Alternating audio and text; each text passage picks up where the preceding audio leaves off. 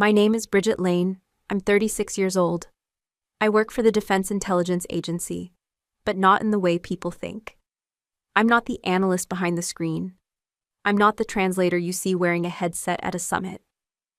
I'm the one they don't mention in briefings, the one whose name is only whispered inside secure rooms, whose face never shows up on paper, whose records are sealed tighter than steel. They call me Ghost Walker. And the only reason you're hearing that name now is because 6 words changed everything. It happened at a promotion ceremony held at Fort Belvoir, Virginia. The room was full of high-ranking officers, contractors, advisors, the kind of people who carry heavy metals and even heavier silence. Among them was my father, Colonel Thomas Lane, retired. I hadn't seen him in almost 3 years. Not since he looked me in the eye and said, "You're wasting your time with all these languages, Bridget. 9 languages won't make you a soldier." He'd mocked me for years. Every award I received that wasn't a sharpshooter's badge was nothing in his eyes. He believed in boots bullets and battlefield scars, things you could touch, things that bled. So when he was invited to this ceremony, believing it was for someone else, I stayed silent. I sat 3 rows behind him wearing a plain uniform. No stripes, no ribbons, nothing to draw attention. My name wasn't printed on the program. My picture wasn't on the slides. That was intentional. The announcer kept the introductions vague. Today we recognize a member of the DIA whose work has directly prevented international conflict in 5 theaters of operation, who has served in silence, who speaks 9 languages fluently. That's when my father scoffed, loud enough for half the room to hear. 9 languages won't make you a soldier, he muttered, shaking his head. The man beside him chuckled. Someone else shifted in their seat, but I didn't move. I was used to it. I was used to being unseen.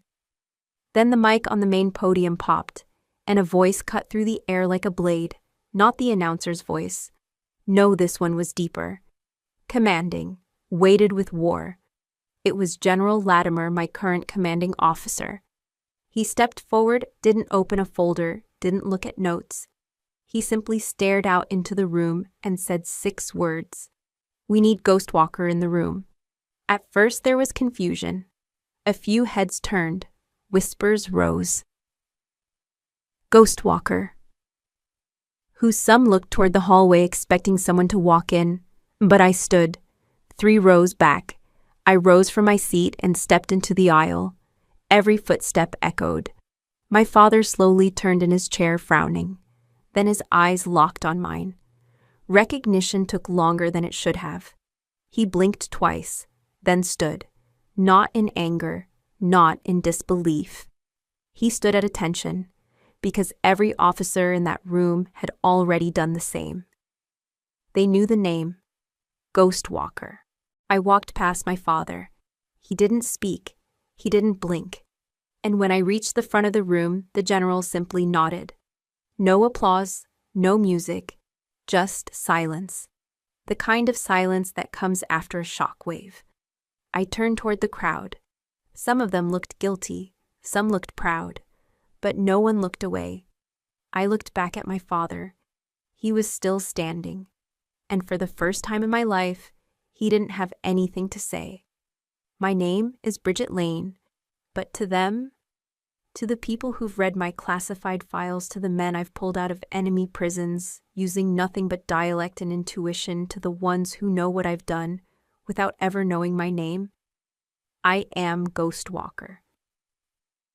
And my father just learned that, the same way the whole room did, with 6 words, and a silence that finally said everything he never did. I grew up in a house where silence had weight, not peace, not calm silence that pressed against the walls like another presence. It wasn't the quiet of comfort, but the kind that warned you to tread lightly. My mother was sick for most of my childhood, lupus. It took her energy first, then her appetite, then her voice.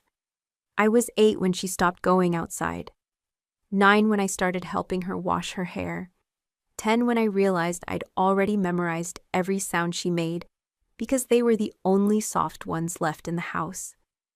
My father, Thomas Lane, was a soldier long before he joined the army. That's how he carried himself, like orders lived in his spine. He wasn't abusive, not with fists, not in ways people could point to. But he had a way of looking through you when you disappointed him. And silence was how he punished. We didn't have dinners together, not really. He'd eat in uniform at the edge of the table, phone to one-ear boot on the other chair. If I brought him a report card, he skimmed for the math scores. If I mentioned I read something interesting, he said, "Is it from a field manual?" No. Then it didn't matter. By age 11, I'd built a small library under my bed. Old paperbacks from garage sales, cast-off dictionaries, a shortwave radio I found in a junk pile behind the fire station. It barely worked, crackled most nights, but when it caught something, I'd freeze, heart pounding, trying to hold the signal. A weather report in Italian, a love song in German, a protest broadcast from somewhere in Eastern Europe. That radio was the first time I realized how big the world really was, and how many versions of the truth existed outside our four walls. I remember the first time I spoke a full sentence in French. I was 12. I had practiced it in my head for weeks. J'ai trouvé la vérité dans les mots des autres. I found the truth in the words of others. I said it at breakfast, not loudly, just enough that he could hear. He looked up from his coffee, paused, and then said flatly, "That won't get you out of push-ups." I think he thought he was being clever. Then he added, "It's useless." That was his favorite word when it came to my interests. Languages, books, poetry, useless. What he meant was not tactical, not lethal, not battlefield proven. And in his world, if something couldn't win a war, it didn't matter. So I stopped speaking French out loud and learned Russian in my closet, Italian from a smuggled audio course on cassette, Arabic from a woman who worked at the laundromat and noticed I was reading labels on detergent bottles in 3 alphabets. She taught me how to say courage without using the word. At night, I'd line up phrases in my notebook like they were troops, quiet, disciplined, waiting for orders no one would give. I never got grounded. I never got praised. Mostly, I got ignored. Unless I stepped out of line. Then the silence cracked into command. He was deployed often, and when he came back, the medals got shinier and his standards got higher. His voice got louder. Mine got smaller. But I kept learning, not for him, for myself. Because every phrase I mastered felt like a door he couldn't lock. By the time I turned 16, I could speak, read, and write in 5 languages. But at home, I still said yes, sir, and no, sir, and never said what I was really thinking. I used to dream that one day he'd overhear me speaking to someone in a language he didn't understand, and that he'd ask, "What did that mean?" And I'd say, "It means I am more than you ever saw." But that moment never came, not then. And by the time it did, it wasn't me who had to explain what I was. It was my commander. And my father couldn't deny it because the whole room had already stood at attention. I got my acceptance letter on a Tuesday. It was thin government issue paper, sharp corners, thick ink. I held it in my hands like it might burn. Full scholarship, ROTC, linguistics. It wasn't just the money. It was a future I had carved out in secret, word by word, book by book, radio frequency by radio frequency. 4 years of university paid in full in exchange for service. It was everything I had worked for, and I had done it alone. I remember sitting at the kitchen table that night, waiting for my father to come home. I had set the letter down where he usually placed his keys, hoping he'd read it before even taking off his boots. He walked in around 8:20, still in uniform, mud on his sleeves. He glanced at the envelope, picked it up, read the first line. Then he folded it in half and set it aside right next to the grocery list. No nod, no smile, just a low grunt. "Guess you'll be speaking 10 languages by the time you're done," he muttered. He opened the fridge, poured himself a glass of orange juice, and walked out of the room. That was it. No congratulations. No mention of how hard I had worked. No pride, no joy, just a man who couldn't see value in anything he didn't understand. The last time I had seen that look in his eyes, the one with weight behind it, was a year earlier. We were attending a retirement ceremony for his old commanding officer. At the end, they gave a special mention to one of the guests, the son of his best friend from the 75th Ranger Regiment. The kid was 19 and had already completed sniper certification with distinction. My father beamed. He turned to me and said, "Now that's a soldier." That line stayed with me, not because it hurt, but because it confirmed what I had always known. His version of pride only came in certain shapes: rifles, medals, ranks, not books, not words, not me. Still, I packed my bags and left for university 3 months later. I chose a school 6 states away, far enough that he couldn't just show up, close enough that I couldn't quite call it running. ROTC wasn't easy, but I thrived in ways no one expected. I learned to shoot to lead to stay quiet when people underestimated me, which was often. And between field drills and obstacle courses, I studied phonetics, syntax, regional dialects. I didn't just learn to speak. I learned to listen. I worked double shifts tutoring other cadets who struggled with foreign language requirements. I rewrote outdated training manuals into simplified language for humanitarian deployments. I even created a simulation program that used accent variation to teach soldiers how to identify regional threats in the field. No one from home asked about it. No one called. Not even once. Sometimes when I walked back to my dorm from the library at midnight, I'd wonder if he even remembered where I was, if he still saw me as someone who chose a soft path. But then I'd think about that folded letter, the way he'd set it next to the grocery list, like it was a coupon or a receipt. That was the moment I realized I would never earn his approval the way he wanted me to. So I stopped trying. Instead, I focused on becoming something else. Not louder, not tougher, just sharper, more precise. Like the words I loved cutting clean through even when unspoken. By the time I graduated, I had been offered 3 intelligence internships, 1 special clearance opportunity, and a quiet recommendation for the Defense Intelligence Agency. I accepted before the ink dried. No party, no photos, no posts on social media. I just sent 1 email home. The subject line said, "Graduated." The message read, "DIA starts in June. Hope you're well." He never replied. But I wasn't surprised, because in our house, the only thing louder than silence was disappointment. And I had finally decided it didn't belong to me. Not anymore. I started working for the DIA 2 weeks after graduation. There was no welcome banner, no onboarding video, just a badge I wasn't allowed to show anyone and a series of rooms I wasn't allowed to talk about. They told me on day 1, "This isn't a job, it's a silence you wear." I understood. I had already been wearing silence most of my life.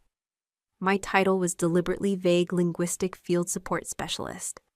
But my work, it changed every 90 days. 1 month, I was embedded with military police in Georgia, parsing coded chatter from extremist groups.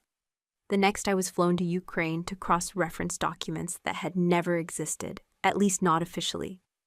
After that came Tunisia, then Syria, then 2 weeks locked inside a container in Djibouti, with nothing but a heat lamp, a radio, and 3 translators who refused to look me in the eye. No one ever called me by my name, not in the field, not in the reports. My name, Bridget Lane, was kept in a folder stored behind multiple layers of access. On paper, I didn't exist.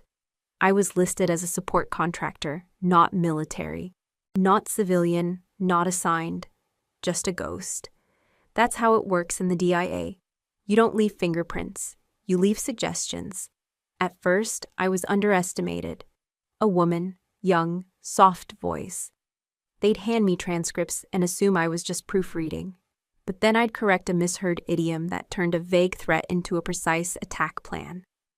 Or I'd catch the tone shift in an intercepted voice memo that signaled a shift in allegiance. They started to notice. And when they didn't, I didn't care. I didn't need credit. I needed to be right. But even when the mission succeeded, when operations were salvaged, lives, protected chaos, averted my name, never showed up. Because people like me don't get medals.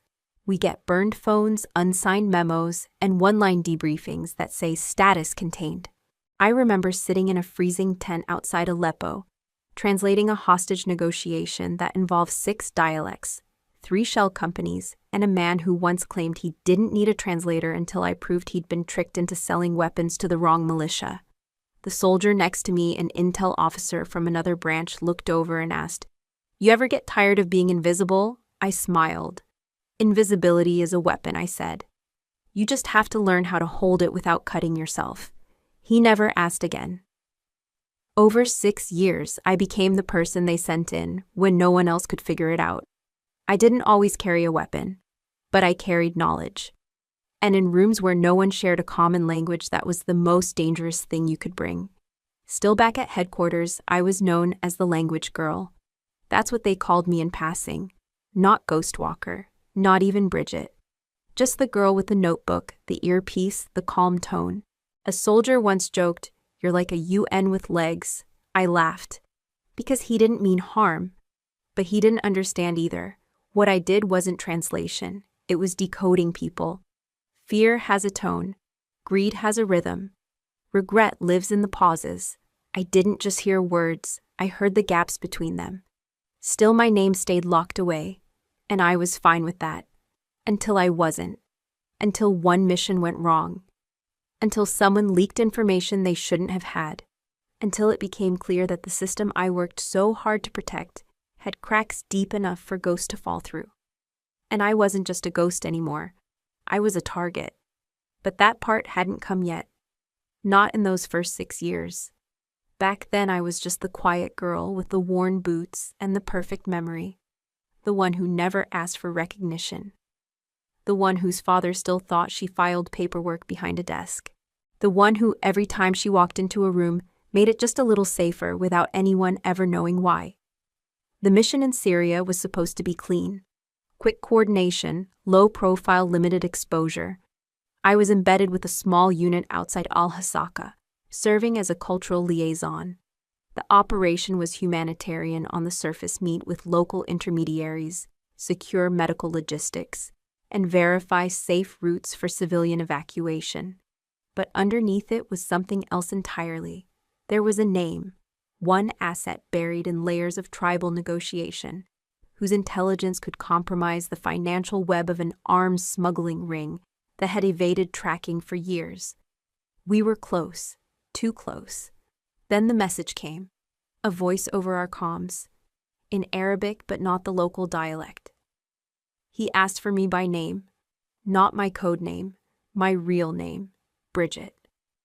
It sliced through the channel like glass. I froze. The soldier standing next to me, Staff Sergeant Keller, went pale. "How the hell would anyone out here know your name?" he asked. I didn't answer. The next 30 minutes unraveled fast. A roadside check-in turned into an ambush. 3 local informants vanished. Our safe house was compromised. We moved to fallback protocol, but it was too late. The unit's coordinates had been exposed. A sniper round grazed Keller's arm. He bled all over my scarf while I tried to keep pressure on the wound. And all I kept thinking was, someone inside gave us away. When we finally got out, airlifted to Erbil under blackout, I was met by 2 DIA officers with blank faces. They didn't say anything at first, just handed me a sealed folder and nodded toward a silent room. Inside was a transcript. A list of communications between the Washington field office and a clearance node in Langley. My name was highlighted in red. Not my code name, not an alias, my actual name. They said it could have been a coincidence, that maybe a third-party signal had been intercepted, that someone might have been posing as one of us, but they didn't believe that. And neither did I. The questions came hard. Had I communicated with anyone outside official channels? Had I spoken to anyone about the asset? Had I left my equipment unattended? I answered every question calmly, even the ones designed to shake me. But when they asked if I had any idea how the breach occurred, I told the truth. "I don't know," I said, "but it wasn't me." They didn't say I was lying. They didn't say anything. They just looked at each other, wrote something down, and ended the interview. After that, I was pulled from field duty. Temporarily, they said. Administrative reevaluation. It sounded cleaner than "we don't trust you." I was sent to a monitoring post in Germany. No operations, no assignments. Just reports. Summaries of conversations I wasn't allowed to hear live. Translation without context. Analysis without meaning. It felt like exile. But I didn't fight it. Because something in me knew this wasn't just fallout from a mission gone wrong. It was deliberate. Someone wanted me out. Someone knew enough to make it look like I was the leak. And someone thought I wouldn't notice. But they underestimated the one thing that had always kept me alive: pattern recognition. Not just in language, in behavior, in pressure points. The data didn't line up. The communication chain was too clean, the breach too specific. It wasn't a careless mistake, it was surgical, and if someone inside the system wanted to erase me, they'd need more than forged signals. They'd need to silence everything I knew, every voice I carried, every word I had learned to turn into power. I could have reported it, gone up the chain, but I knew how this worked. Leakers get protected when they're well connected. Whistleblowers get buried when they're too quiet. So I waited, I watched. And in the stillness of that office in Stuttgart, I started building something new. Not a case file, not a complaint. A map. One that traced every signature, every timestamp, every anomaly. And when the time came, when the right pair of eyes was watching, I'd make sure the silence broke. Not with noise, not with accusations, but with precision. Because if someone wanted me gone, they should have picked a girl who only spoke one language. They forgot I speak 9, and every single one knows how to say, "I'm not done yet." It had been 4 months since Syria, 4 months of silence packaged as protocol, 4 months of sitting behind a desk in Stuttgart, watching data float past like ghost ships, no flags, no ports, no names. I told myself to be patient, that the system would clear me eventually, that facts would outlast whispers, but I knew better.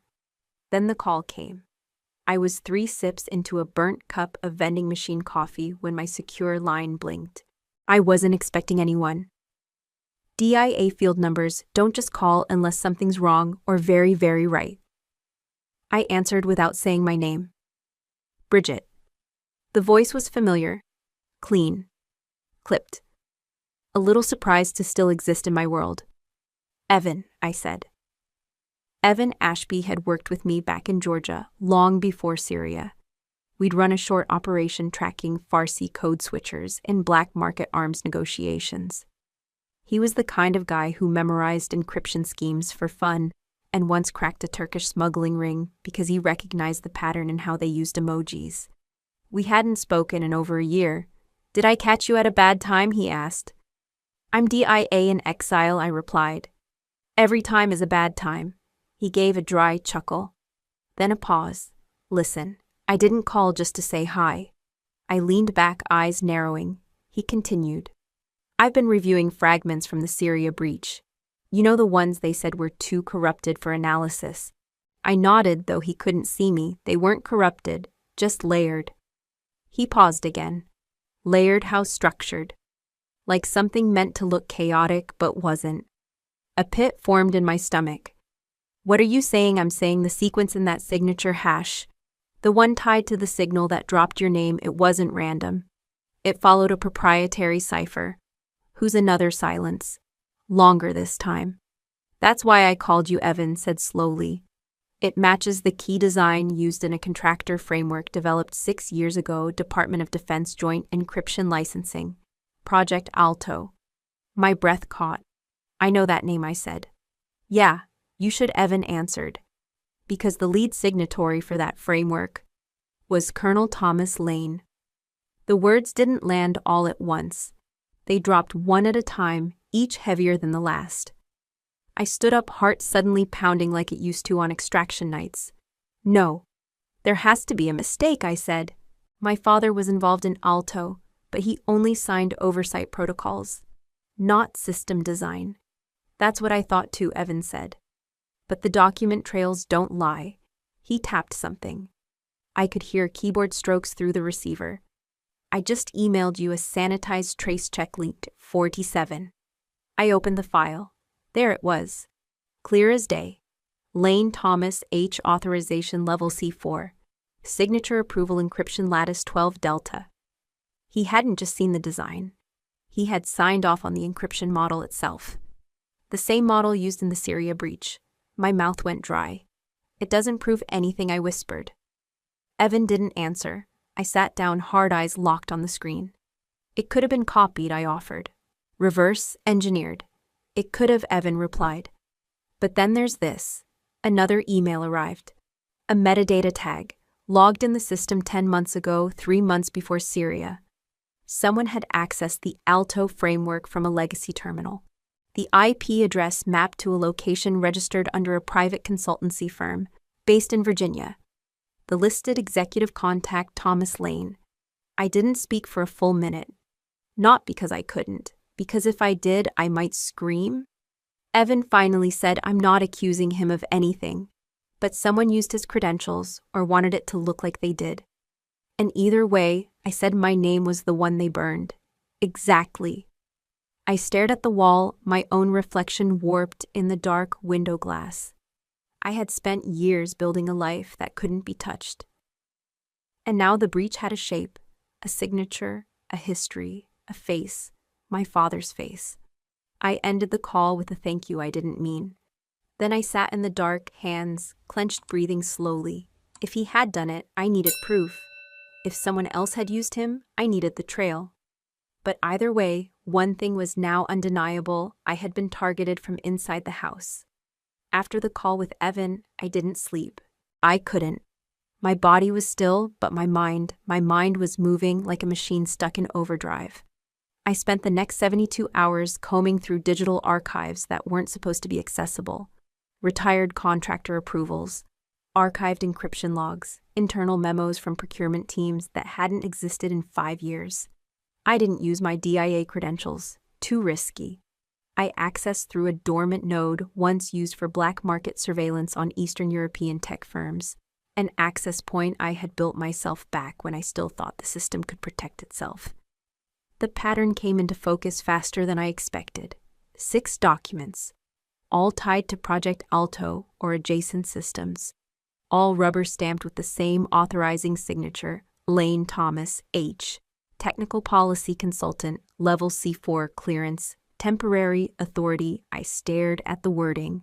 Temporary Authority. That wasn't standard. It meant someone had granted my father high-level clearance on a provisional basis. No oversight, no audit trail. He didn't have to be on payroll. He didn't even have to be in the building. Just one email approval, one digital thumbprint. And suddenly my father had been in the room virtually when encryption models were approved and deployed. I dug deeper. There was one contract that stood out.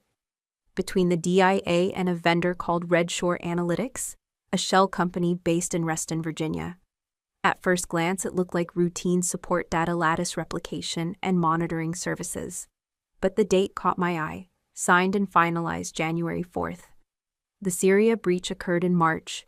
Redshore Analytics had installed a secondary data lattice into the DIA's Middle East signal chain. A back channel. And the final approval on the contract, Thomas Lane. I felt it in my chest, sharp and electric, like my body was warning me before my brain could catch up. I pulled the PDF, opened the metadata. The document had been signed digitally, encrypted with a multi-point hash, almost impossible to forge, unless the signer had given someone their login, or been in the room when it was forged. I ran a timestamp sync. The approval had come through at 02:13 a.m. from a terminal registered to a private consultancy space used by 3 other retired officers, one of whom had once served with my father in Kandahar. It wasn't a smoking gun. Not yet, but it was more than smoke. It was ash. And if I was right, if my father had knowingly greenlit a contract that created the breach used to burn me, then this wasn't just sabotage, it was betrayal. I leaned back in my chair. My spine ached. The room felt colder than it was. I tried to imagine his voice explaining it. Maybe he'd say it was above board, that the contract was reviewed by someone else, that he didn't know what Redshore was really doing. Maybe he'd say it wasn't personal. But it was. Because the breach had used my name, and whoever coordinated it had done so knowing I'd be in the field. Knowing I'd take the fall, I stared at the signature line again.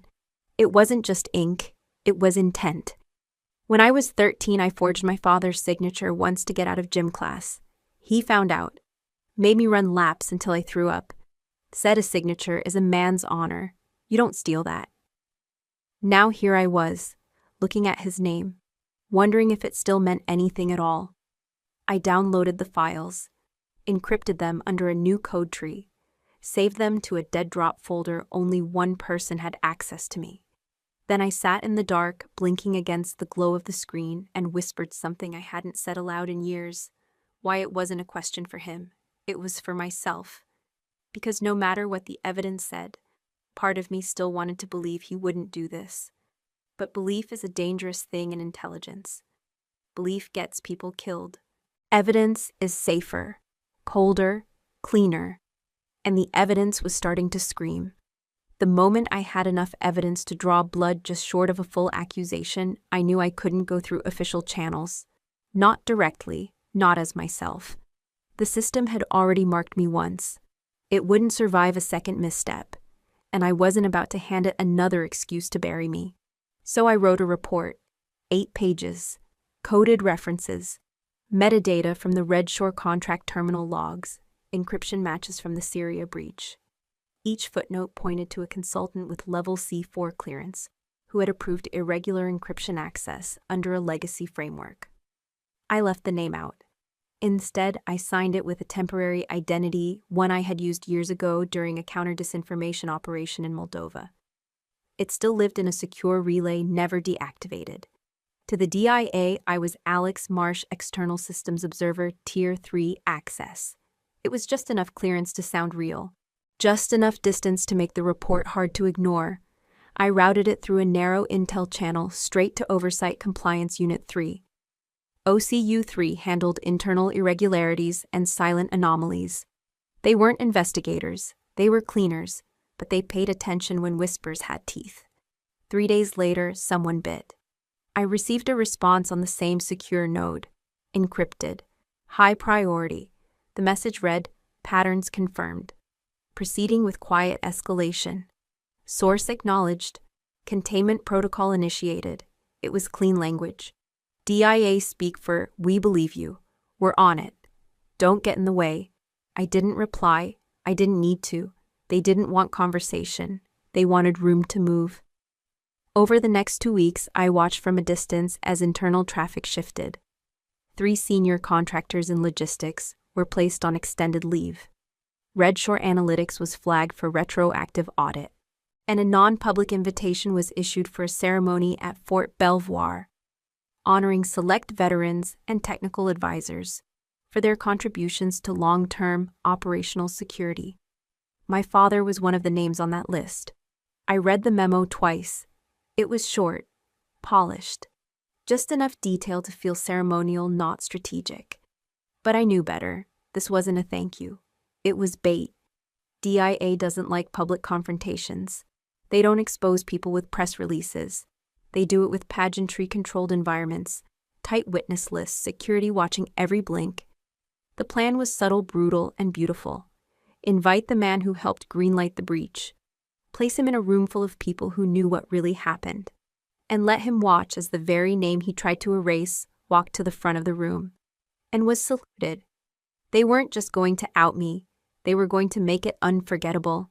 I should have felt vindicated. But instead I felt cold. Because now that it was real, there was no undoing it. They hadn't told me I'd be the centerpiece. But I knew. Who else could be the proof? Who else could stand there and look him in the eye? They gave me a 2-line notice. You are requested for formal recognition at the Belvoir ceremony. Standard protocol will apply. No public naming. That last part made me smile. No public naming. But everyone in that room would know exactly who I was and what I represented. I ironed my uniform for the first time in a year. No medals, no stripes. Just the standard fabric, quiet, unadorned. Like me. The day before the ceremony, I received one final update through the Ghost channel.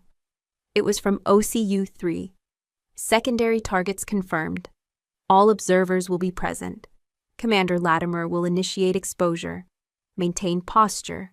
Do not engage. I memorized it, deleted it. Sat alone in my apartment and thought about how long I had waited for this moment. Not to be seen, but to be believed. I didn't know what my father would do when he saw me. I didn't know if he'd connect the breach to his own signature, or if he already had. But I knew this, I wouldn't have to say a word. My presence would do what my voice never could. And in the silence that followed, the system would finally speak back. The room smelled like polished wood and regulation coffee. Soft conversation rippled beneath the low hum of fluorescent lights. There were medals pinned to jackets, starch on every collar, and silence where sincerity used to live. Fort Belvoir's main hall looked like a place that had never witnessed doubt. But today, it was full of it. I arrived 15 minutes early as requested, escorted through a side entrance. My name wasn't on the program, not even my alias, just a silent checkmark next to confirmed. They sat me in row 3, seat 4. No name tag, no unit designation. I wore my uniform, plain. No ribbons, no rank.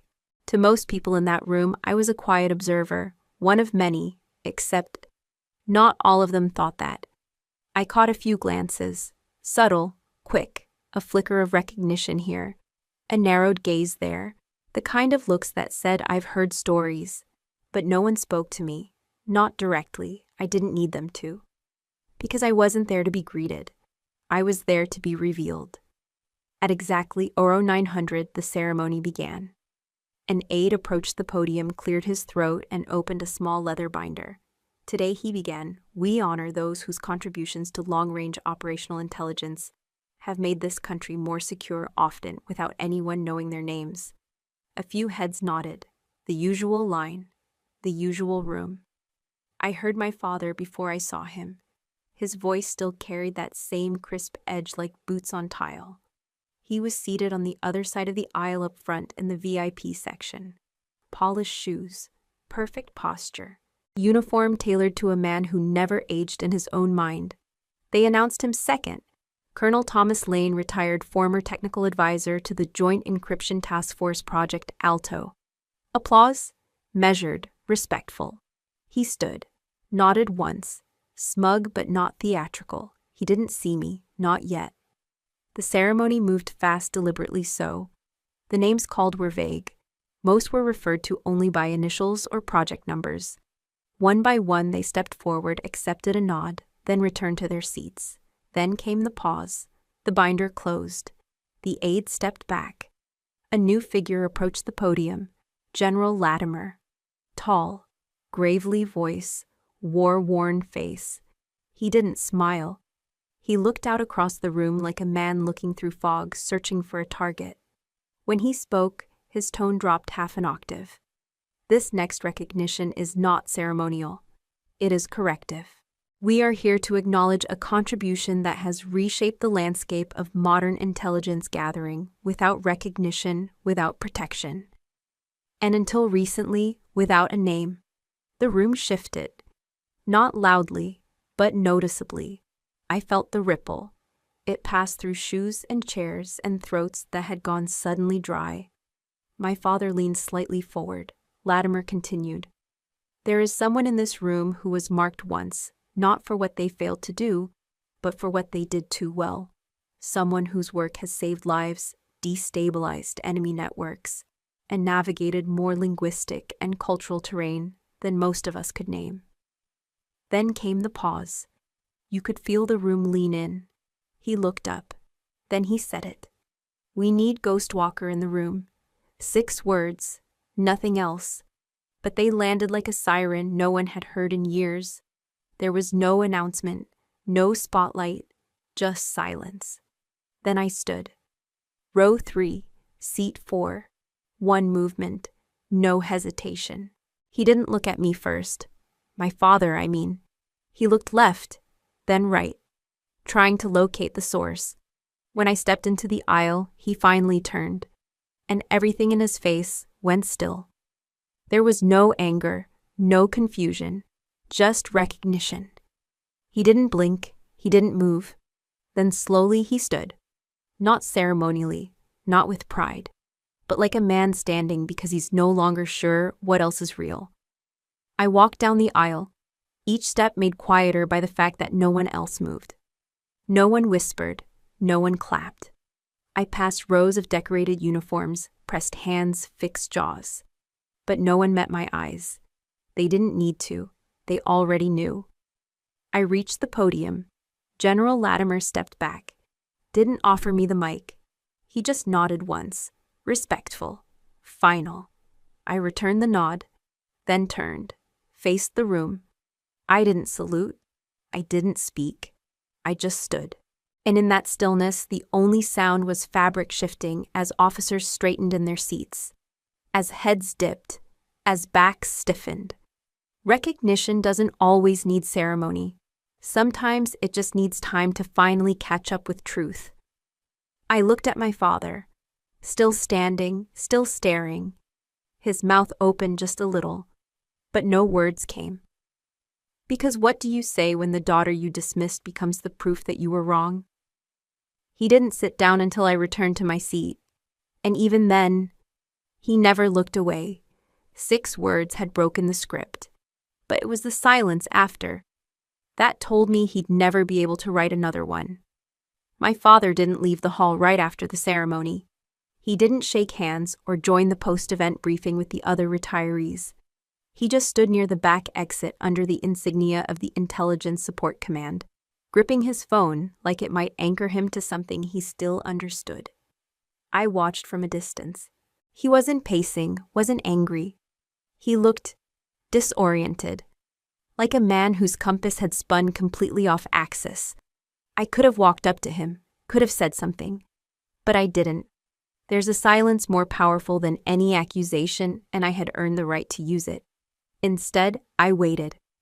5 minutes later, he finally moved slow and deliberate, like his boots were heavier than he remembered. He stepped outside to the edge of the parking lot, where a flag snapped gently in the wind. That's where he made the call. I only know what was said because Evan, my contact at DIA, monitored that line. Not because we distrusted him, but because a man like Thomas Lane doesn't change unless he's forced to face something undeniable. We needed to know how he'd carry the truth. He dialed a number labeled Charlie J. Old School, probably an old buddy from his deployment years. The line clicked. And my father didn't even wait for pleasantries. "Charlie," he said, "you ever hear of Ghostwalker?" There was a long pause on the other end. Then the voice steady and flat. "No idea who she is. But I know one thing. If Ghostwalker was in the room, the mission lived." My father didn't reply immediately. He exhaled audibly. The kind of exhale that pulls something out of a man's chest without him knowing it. "Say that again," he asked. I said. Charlie repeated, "I don't know her name, but I know the code name." Every unit that's ever had Ghostwalker in the operation file came home. My father was quiet again, not out of confusion this time, out of realignment. I could imagine his mind racing backwards, trying to match whispers from years past unnamed successes-coded reports.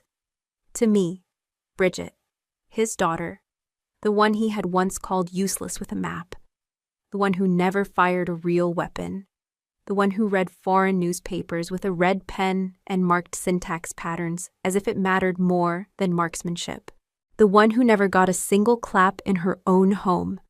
I don't know how long he stood out there, but by the time he hung up, the sun had started sinking behind the Virginia tree line. He didn't come back inside, didn't stop to speak with anyone else. He walked slowly to his car keys, clenched in hand. But instead of starting the engine, he just sat there for a moment, staring out through the windshield, not at the road, not at the building, just into the dusk. And I stood inside near the double doors, watching his silhouette behind the glass. It didn't look like victory. It didn't even look like regret.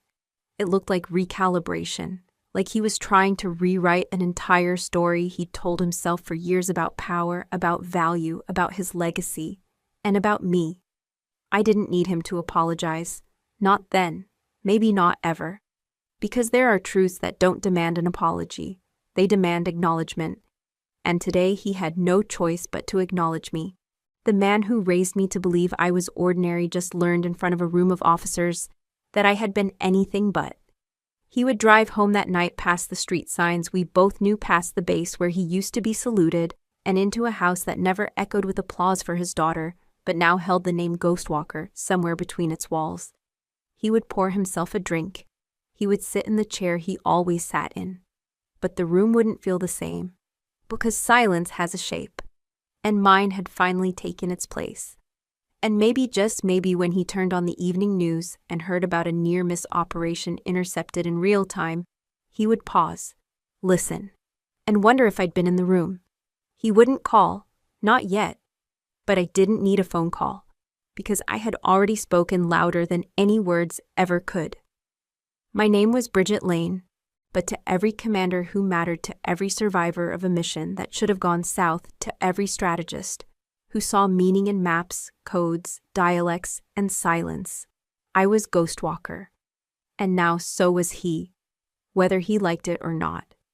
They say the ceremony is where titles are given, but the lounge, that's where judgments are made.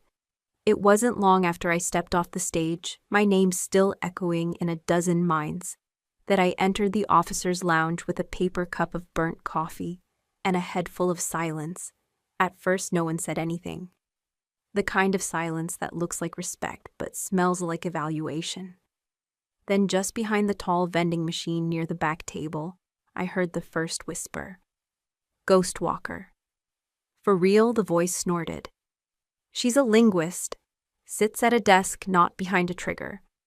Another joined in, lower pitched, like he was pretending to be serious, but couldn't help the smirk.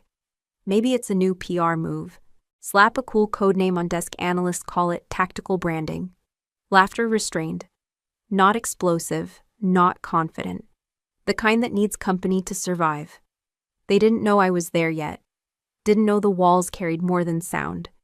Didn't know that words spoken sideways still travel in straight lines. Another voice I heard, she's only been field deployed twice. Whole Syria file was redacted. Convenient, huh? Convenient or classified, someone asked back. That one caught me off guard. It was quiet, measured. And I recognized the voice. It was Major Lawson. He had served in Tunisia when I translated a rebel code before it reached our convoy. He wasn't loud about it. Didn't raise his voice. But silence cracked slightly around him. One of the others responded, half-joking, classifieds, just a fancy word for unverifiable. And then a deeper voice, she's done more than most of you in this room. And she never bragged about it. The room shifted. It was subtle. A chair scraped the floor. A cup was set down too hard. Major Dawson, a logistics officer from Georgia. He'd read my reports. Once told me my analysis saved a $3 million equipment drop. Again, no one argued back directly. They just adjusted, changed subjects, moved on to talking about a new AI protocol being trialed in drone mapping. But the air had changed. No one said anything to my face. No one dared approach me with a joke or a jab, because people don't mock a shadow. And now they didn't know where my edges were. But mockery, I've learned, doesn't always wear a uniform. It comes dressed as doubt. It sneaks into the corners of conversation, not loud enough to confront, but sharp enough to bruise. As I stood by the window sipping my coffee, I could still hear it. Ghostwalker. Come on. Fluent in 9 languages. Not exactly firepower. She probably writes poetry in Farsi. I didn't flinch. Didn't correct them. Didn't explain how poetry in Farsi once disarmed a Taliban negotiator long enough for us to extract a wounded interpreter from an ambush zone. I didn't explain that 9 languages weren't for show. They were shields, swords, lifelines, and sometimes keys to doors no one else could see. Because here's what they didn't understand. Recognition, when it finally comes, doesn't silence the echoes of mockery. It just gives them a stage to embarrass themselves. I didn't want revenge. I didn't need their applause. What I needed, what I had always needed, was to hear them and to choose not to be small like they were. A captain walked past me, paused, and nodded. Then a younger officer, Second Lieutenant Ramirez, approached. He was nervous, held a folder too tight. I just wanted to say, I read your analysis on the Baltic packet last year. It helped us crack a dead channel. I nodded. Didn't say much. Just glad it helped. He lingered a second, then walked off. Not fast. Not slow, the mockers noticed. And they hated it. Because when you mock someone who doesn't react, you expect them to shrink. But when others begin to notice the silence isn't weakness, but control, that's when mockery starts to turn inward. I left the lounge 10 minutes later, didn't look back. And outside in the corridor, I passed a junior analyst staring at my name on the announcement board. She didn't speak, but her eyes. They weren't mocking, they weren't doubting, they were curious, and that's all I needed. After the ceremony, I expected tension, but not absence. My father didn't approach me, didn't stay for the reception, didn't offer a handshake or even a nod. He left the building the moment the applause died down, head high, spine straight, as if pretending his world hadn't just shifted. For 3 days, there was nothing. No text, no call, not even a word passed through family channels. And then on the 4th morning, I saw an email. No subject line, no signature, just a single attachment, a file labeled nothing. Empty but for one sentence typed dead center on a blank white screen. If I sign a confession, will you go public? No greeting, no explanation, just that. For a moment, I didn't breathe. I stared at those words as if they were coded, encrypted, not in language but in shame, in fear, in calculation, because he knew. He had known perhaps even before the ceremony. Or maybe the moment he heard those 6 words. We need Ghostwalker in the room, he began putting the pieces together. He wasn't a stupid man. Thomas Lane had survived 3 combat tours and authored 2 military ethics manuals. But ethics are easier written than lived. I didn't reply immediately. I closed the file, walked away, sat on the floor of my apartment with my back against the refrigerator and stared at the ceiling for nearly an hour.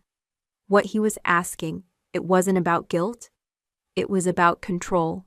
He didn't ask for forgiveness. He didn't offer clarity. He didn't even say, sorry. He asked for containment. He asked whether I'd protect the legacy he still clung to like a fraying flag. And for the first time in my life, I didn't feel small in his shadow. I opened my laptop and replied with a single line, no. But I'm not the child afraid of light anymore. I didn't say I'd expose him. I didn't say I wouldn't. I just stated the truth. The power dynamic had shifted. I no longer needed his name, his approval, his permission. I had become a force on my own terms, a name they whispered in black site debriefings, a silhouette in mission logs too sensitive to publish. I had lived behind codes and clearance levels, but now I walked in full uniform with nothing left to prove. He didn't reply. Not that day, not the next. But I knew he read it. Because later that week, a quiet notification buzzed on my phone. An alert from an encrypted archive folder I'd forgotten was still synced to my home network. My father had accessed a file, the original Syria deployment cipher, the one with his approval signature buried in the metadata. It didn't prove guilt, but it did prove awareness, and in silence he confirmed what I'd always suspected. He hadn't sabotaged the system. He'd simply looked away when someone else did to protect a deal, a position, or maybe just a comfortable retirement. Cowardice, not corruption, but cowardice, still leaves blood on the floor. That weekend I went home, not to visit, just to stand outside the house. It hadn't changed. Same cracked concrete path, same squeaky porch swing, same closed blinds even on a Sunday morning. I didn't knock. I didn't need another wordless room. Instead, I took out my phone, opened my notes app, and wrote one final message I never sent. You raised a daughter fluent in 9 languages, but you never learned the simplest one truth. I closed it, saved it under a locked folder labeled unsent, then turned and walked back to the car. Because some things deserve to remain unsaid, but not because they don't matter, because saying them wouldn't change who they are, and wouldn't change who I've become. 3 weeks after the ceremony, I got the notification. An encrypted message routed through DIA's internal relay, flagged as sensitive but non-operational. The subject line read Confirmation Disciplinary Hearing, Case Internal Compromise 647B. My breath caught. I tapped to open the file. Thomas Lane had presented himself voluntarily at a classified internal hearing. Not under investigation, but under personal disclosure. He walked into a secure conference room in Arlington, uninvited and unsummoned. Sat across from a table of ethics officers and intelligence auditors, and said 7 words I authorized a contractor I didn't vet.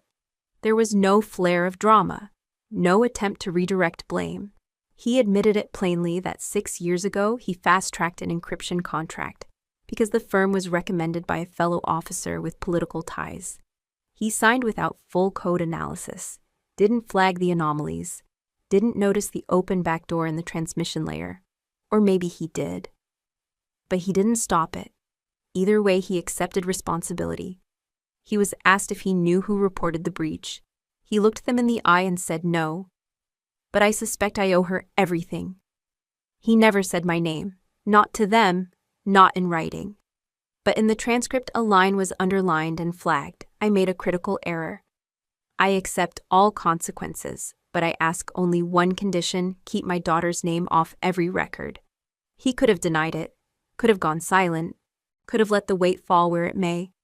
Instead, he drew a circle of protection, not over himself, but over me. That was the first real act of fatherhood I had ever seen from him. DIA accepted the statement. They redacted all peripheral names, sealed the file, and initiated quiet sanctions. Thomas Lane lost all consulting privileges. His security clearance was suspended. He returned his badges. He turned in his military advisory titles. But no press release was issued. No public notice. They let him walk out the side door quietly, finally, without applause or mockery. A week later, I received a small brown envelope in the mail. Handwritten, no return address. Inside was a single object, his West Point pin. The one he never took off.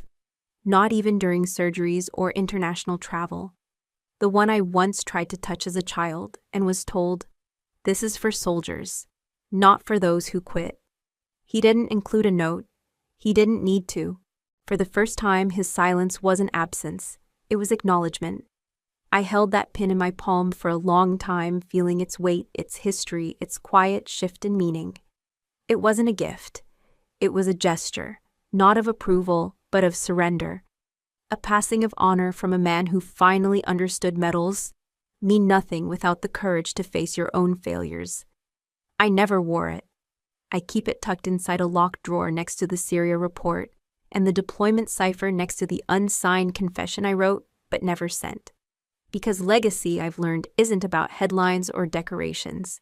It's about what you do when no one claps, when no one watches, when the only applause comes from the truth settling inside your chest, quiet, permanent, and earned. They never said the word ghost walker again in my father's presence, not out of fear, but out of respect. And he never asked again if I'd go public, because he finally knew I didn't need to. The justice I wanted wasn't about destroying him. It was about proving I could stand beside him, not behind. That I could walk into a room and say my name, Bridget Lane, and still be seen. And for once in his life, he let that happen. The official letter arrived on a Tuesday. Top left corner, Department of Defense Intelligence Analysis Division. Top right, my name, Bridget Lane. The body was short, direct, clinical. Subject voluntary reassignment. Field operations to strategic oversight status approved. Effective immediately. I signed the request myself, of course. No one forced me to step away from the field. There was no scandal attached to my name, no reprimand, no secret push behind the scenes. The truth was simpler than that. I had spent 11 years in rooms that didn't know my real name, in missions where identity was as temporary as location. I had spoken 9 languages, but kept my voice quiet. I'd written entire escape protocols, rerouted convoys, redirected hostels, all without stepping into the credit column once.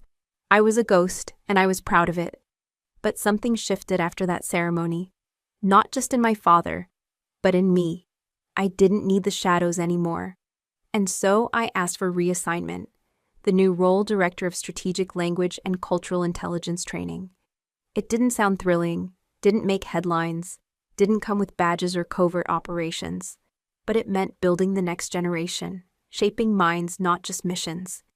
It meant taking what I'd learned from the field, the missed cues, the dialect misfires, the cultural landmines, and making sure no one walked into those blind again.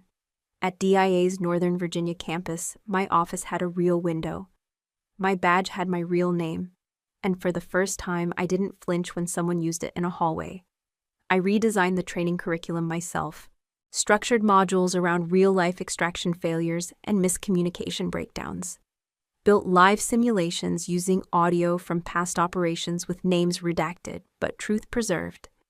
I hired veterans who'd once been skeptics, linguists who had never stepped foot in a war zone, tech officers with minds sharper than any blade. We worked as a unit, unseen but essential. We called it the Listening Lab, because listening, I believed, was the first form of respect in any operation, and the most overlooked.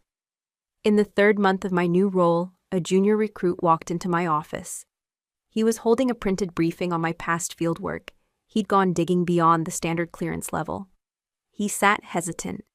"Ma'am," he said, "are you really Ghostwalker?" I looked at him. You could tell he was waiting for denial or deflection. Some polite dodge, some bureaucratic shrug. Instead, I asked, "What did the name Ghostwalker mean to you before today?" He blinked. "It meant whoever it was.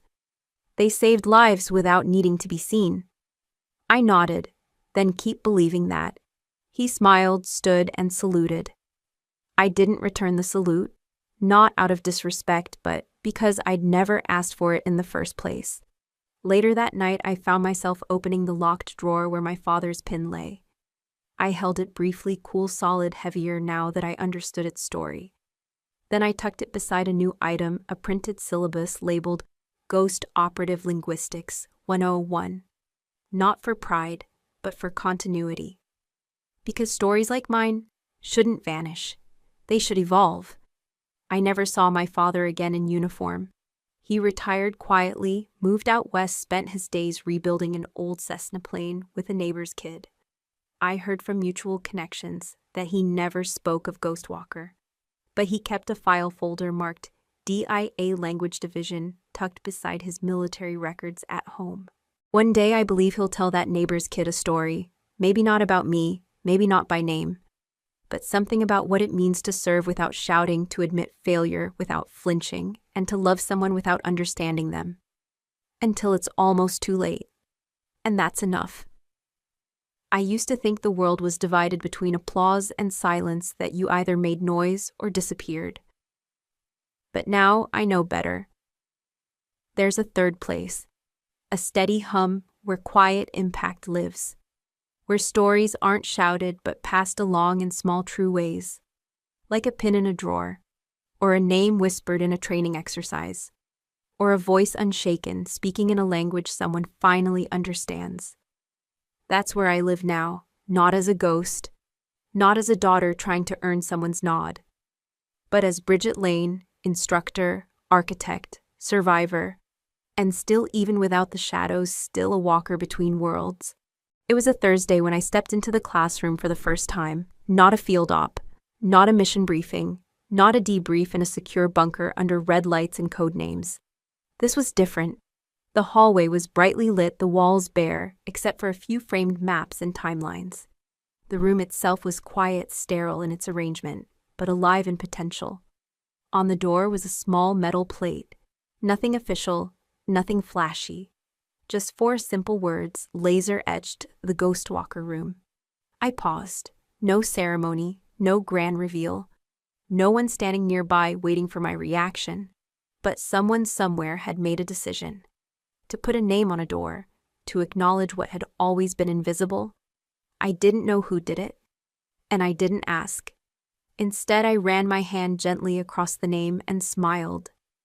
Not because I needed the title, not because it healed every silence or every wound, but because for once it felt like the world whispered back. This time, they saw you. Inside, 12 officers sat in neat rows, majors, lieutenants, a few commanders. Not students really, just veterans in need of a new language. On the whiteboard, I wrote the title of our course, Strategic Intercultural Communication for High-Stakes Environments. Beneath it, in smaller print, Understanding is a Mission Asset. Then I turned, looked at them, and began. I told them we wouldn't be starting with phrases or grammar rules. We'd start with the hardest part. The silence between the words. The pause before a mistranslation. The breath before a cultural misstep. The part where intent breaks against assumption. I gave them stories, not mine, not at first, but ones I had gathered from every country my boots had touched. Moments when communication failed not due to ignorance, but because someone didn't think to listen. They were quiet at first, but slowly as weeks passed, they leaned in. They asked. They challenged. They disagreed politely, thoughtfully. And every so often I'd see something new bloom across their faces. Humility. One night after class, as I was collecting my files, a commander lingered. He asked quietly, "Did you really serve under the name Ghost Walker?" I looked up. He wasn't asking out of awe. It wasn't hero worship. It was curiosity, respect, and perhaps a question beneath the question. How do you carry that name without being crushed by it? I nodded, then added, but the title matters less than how you use it. He smiled and left, and I stood there alone for a while, letting the silence settle around me like a familiar, well-worn coat. That evening I walked home under soft rain. Not heavy, just enough to blur the city into something gentler. When I reached my door, a small box sat on the porch. No return address, no signature. But the handwriting on the label, I recognized it instantly. Inside was a photo, faded but intact. It was me, 10 years old, sitting on the floor with a tattered book in my lap, eyes wide mid-sentence, the kind of photo no one ever poses for. Beneath it, a folded sheet of paper, typed, centered. You once said you wanted to change the world with intelligence. Maybe you did. No signature, but I didn't need one. My father had never learned how to say "I'm proud of you" in any of the languages I spoke. But he'd just spoken it now in the only one that mattered, the language of acknowledgement. It took him a lifetime, and it took me nearly as long to realize that some people love you in dialects you're not taught to hear, with silences and half glances and gestures like folded paper tucked in quiet boxes. We never spoke again after that, but it was enough. Because the last thing he ever sent me wasn't data or doubt or another reminder of what I wasn't. It was a photo of a girl who believed words could move the world, and a father finally who let her. I pinned it on the corkboard beside my desk, not to remind me of him, but to remind me of the promise I made when I was that girl, that intelligence was only useful if it was in service of understanding. That precision without empathy was just noise, and that the deepest truths often speak without sound at all. Before we say goodbye, we'd love to know. Where are you watching from? Is it a quiet morning with a warm cup of coffee, or a late night where stories like this keep you company? Let us know in the comments. We read everyone with gratitude. And if this story touched your heart, please consider subscribing to the channel. Not just to hear more stories like this, but to be part of a community that still believes in kindness, healing, and second chances. Thank you for spending your time with us today. Wherever you are, we hope you carry this story with you, and remember, sometimes the miracle doesn't knock on your door. It waits quietly until you're ready to open your heart. Take care, and we'll see you in the next story.